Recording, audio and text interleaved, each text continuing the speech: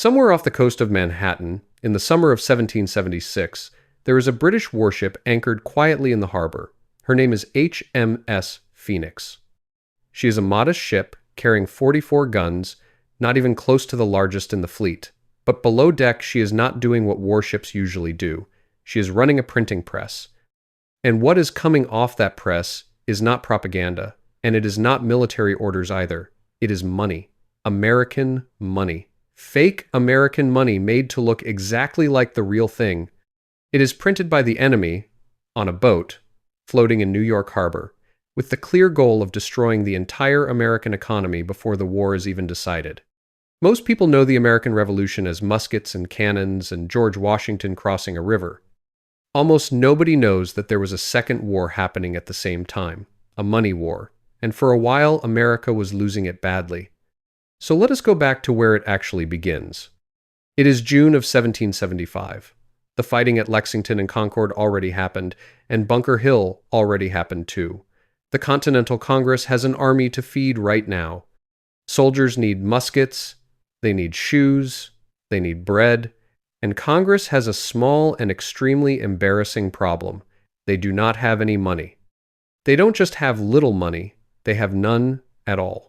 They cannot tax anyone because that authority does not exist yet. There is no federal government. There is barely a country. Each colony still runs its own finances. So Congress does the only thing available to a group of people with an army and no treasury. They print money. On June 22, 1775, Congress authorizes $2 million in paper bills.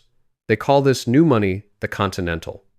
It is backed by neither gold nor silver, only a promise printed directly on the bill that someday, once the war is won and taxes exist, this paper will be redeemed for real value. That is basically the entire financial system in one sentence. And here is the surprising part. At first, it actually works. According to the Massachusetts Historical Society, these early Continental notes circulate at almost equal value to Spanish silver dollars, which were the real hard currency people trusted at the time. A Continental dollar buys what a Continental dollar says it is worth. People use it to buy bread, pay rent, and trade at markets. For a war fought entirely on borrowed faith, that first year the faith is holding.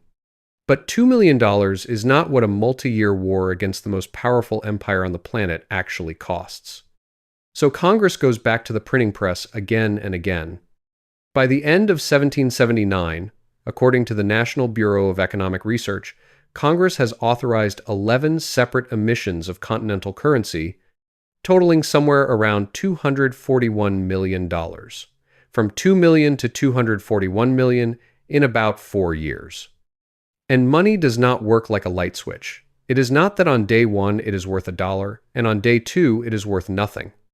It is slower than that, and honestly much stranger than that, because there is a second force working against the Continental at the exact same time. And this is the part almost nobody talks about. The British figure out something important early on. They do not only have to beat George Washington's army on the battlefield, they can also break the money. If they can make the Continental worthless, soldiers cannot be paid, supplies cannot be bought, and the entire revolution collapses from the inside without a single extra shot fired.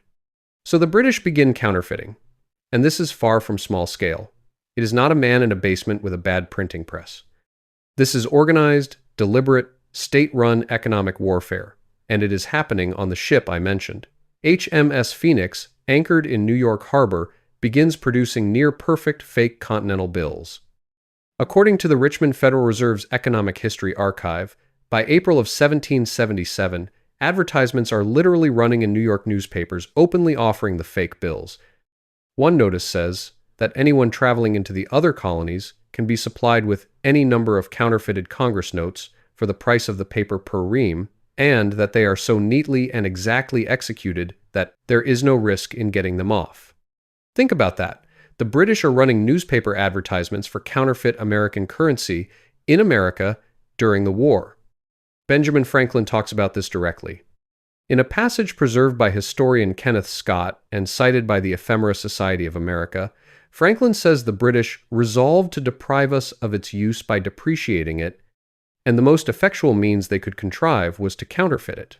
He goes on to say that the artists they hired did their jobs so well that immense quantities of these fakes were circulated throughout the colonies. This is not a side operation. It goes all the way up. The British governor of New York at the time, William Tryon, is directly connected to running the scheme, according to research published by the New York Almanac.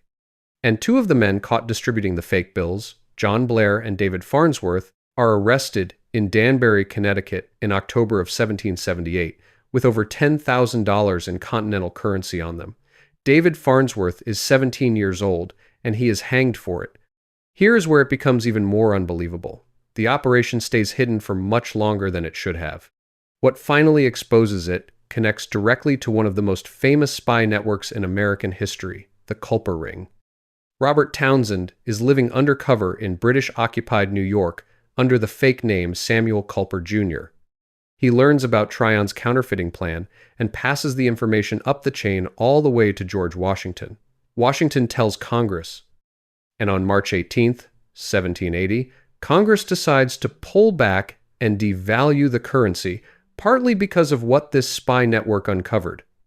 So think about that. One of the biggest financial decisions of the Revolutionary War happens partly because of spying.